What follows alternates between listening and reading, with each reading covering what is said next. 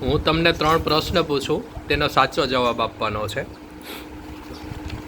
વિશ્વનો સૌથી મોટો ઝેરી સાપ? King cobra. સૂર્યમંડળનો સૌથી મોટો ગ્રહ? ગુરુ. પૃથ્વી પરનો સૌથી મોટો મહાસાગર? પેસિફિક મહાસાગર. ચોકલેટ લઈ લે 2, તને જે ગમતી હોય એ. નેક્સ્ટ. નામ શું તારું? વિસ્તારની દ્રષ્ટિએ સૌથી મોટો દેશ?